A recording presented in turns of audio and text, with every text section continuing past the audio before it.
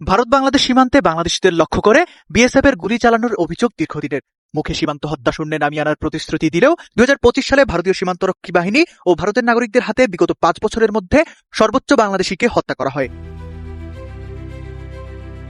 সম্প্রতি ব্রাহ্মণবাড়িয়ার কসবা সীমান্তে বিএসএফ এর গুলিতে ২ বাংলাদেশি নিহত হওয়ার পরপরই আবারও উত্তেজনা বেড়েছে ভারত বাংলাদেশ সীমান্তে। গত ১৮ মে বর্ডার গার্ড বাংলাদেশ সিলেট ব্যাটালিয়নের দায়িত্বপূর্ণ এলাকা গোয়াইনঘাট উপজেলার সোনারহাট সীমান্তে বিএসএফ এর উস্কানিমূলক গুলির শব্দ শোনা যায়। কোন রকম পূর্ব সতর্কবার্তা ছাড়াই বিএসএফ সদস্যরা গুলি ছুড়লে সীমান্তে চরম উত্তেজনা ছড়িয়ে পড়ে। তবে এবার আর থমকে যায়নি বাংলার সীমান্ত রক্ষাকারী সাহসী সেনারা।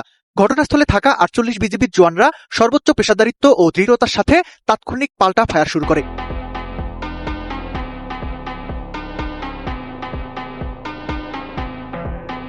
বিজিবির এই কঠোর প্রতিক্রিয়া ও অনমনীয় অবস্থানের মুখে বিএসএফ এর উস্কানি দ্রুত থমকে যায়। দুই পক্ষের এই আকস্মিক গোলাগুলির ঘটনায় কোনো হতাহতের ঘটনা ঘটেনি।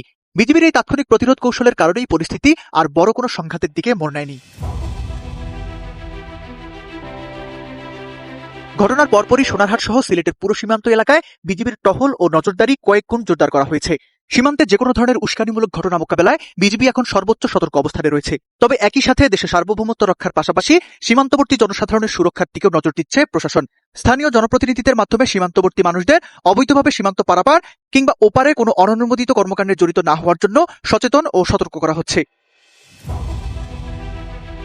সাম্প্রতিক সময়ে সীমান্তে বিএসএফ এর আগ্রাসন এবং এর জবাবে বাংলাদেশের ভেতরে রাজনৈতিক দলগুলোর তীব্র প্রতিক্রিয়ার মাঝে সিলেটের এই ঘটনাকে অত্যন্ত তাৎপর্যপূর্ণ মনে করছেন সামরিক বিশ্লেষকরা। জামায়াতে ইসলামী সহ দেশের বড় দলগুলো সরকারের পররাষ্ট্রনীতিকে নতজানু বলে সমালোচনা করার মাঝেই বিজিবির এই মাঠ পর্যায়ের প্রতিরোধ দেশের সাধারণ মানুষের মনে এক নতুন আত্মবিশ্বাস জুগিয়েছে।